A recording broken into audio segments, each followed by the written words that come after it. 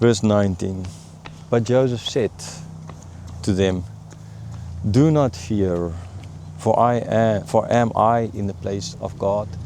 Oh, a very important question. I think I will in the conclusion part speak about this. For am I in the place of God? So he's saying, don't fear. I'm not God. Okay? Judgment is not mine to give. I'm not your judge. God is ultimately. True judgment is God's prerogative. Jesus will come back and he will be the true judge. So saying, I'm not the one to judge here. I'm not in the place of God. I'm not the Pope, right? Who am I? So therefore you can kind of relax about that. I'm not going because God can. You have to answer before God, but before me, no, it's all good. No worries here. Verse 20, as for you, you meant evil against me, but God meant it for good, to bring it about that many people should be kept alive as they are today. 70 years before, maybe 18 by then, Joseph told them the same things twice. Here he's telling them again, do not fear. You meant it for evil, God meant it for good. Judas meant it for evil, God meant it for good. Judas sold Christ and he died on a cross to the glory of God.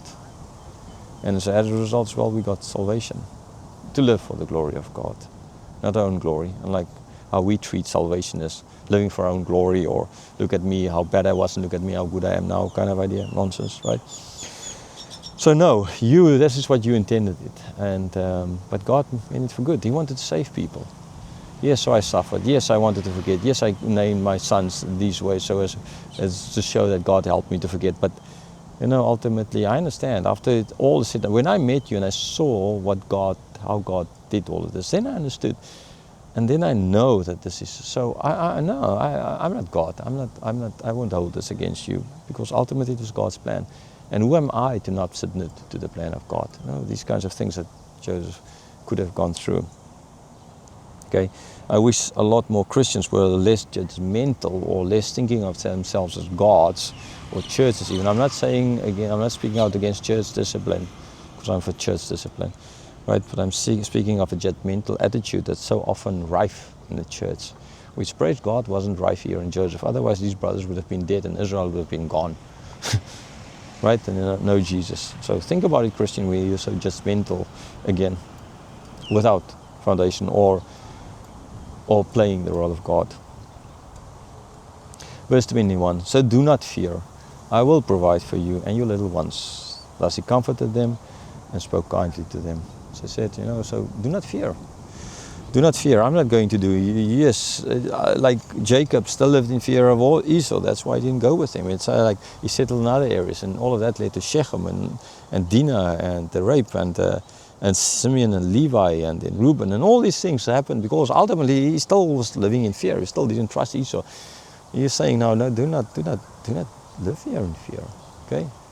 Like he before told him, when you go on the way back home, don't quarrel with each other, right? In the same way here, do not fear, I will take care of them. I will take care.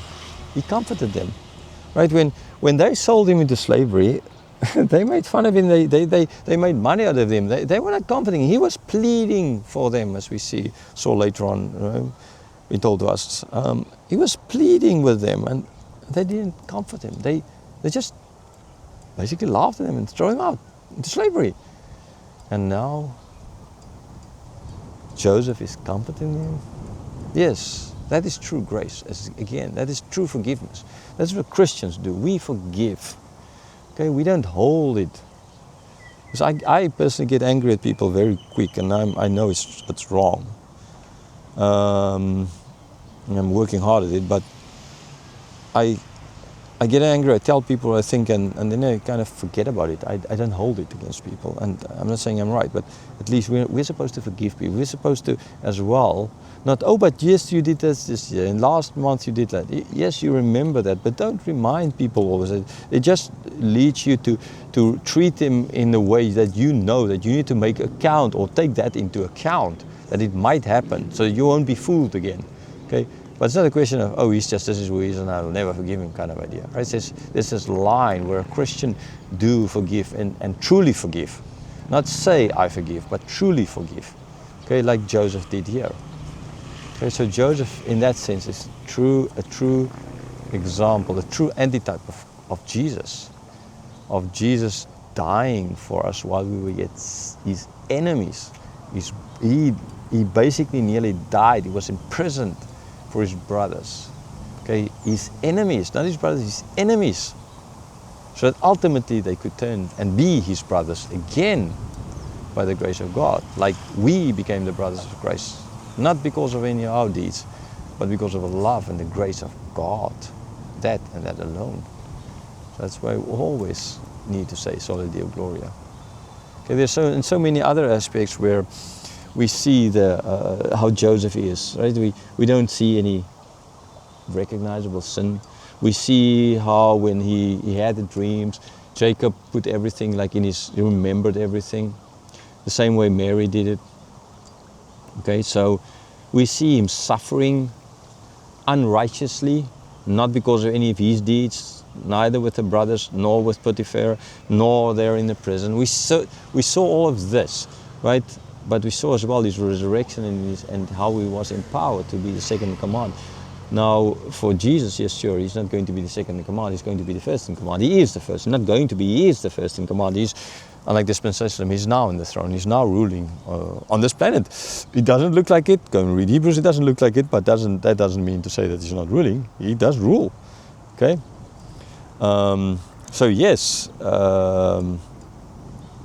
he will come back. So he's ruling now, and like Joseph, and for the salvation of many, like Jesus, for the salvation ultimately of many. So many ways in which Joseph is just this antitype of. But I will still get more and more into this because there's still so much actually to say about this. But for now, that suffices to say.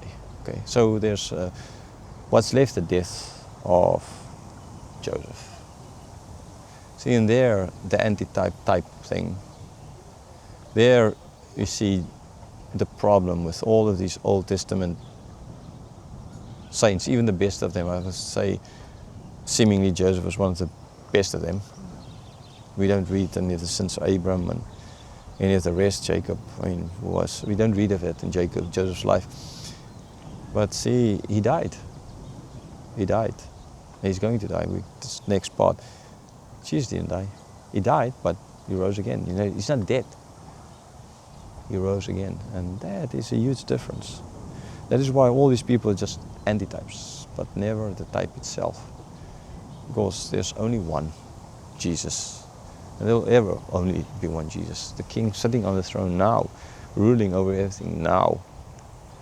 Like R.C. Sproul used to say, even the devil is God's devil. Don't forget it. Don't forget who is truly in power on this planet. It doesn't look like it. Okay, here this quiet, peaceful, might look a little bit more like it. But we know what's happening in the world. Inside ourselves, there's fights. So it doesn't look like it now, but he is in control. He rose, he died, he rose again. He lived, he died, he rose again. He is on the throne. Praise God, always and always. So let's go move to another place for the last few verses, the death of Joseph.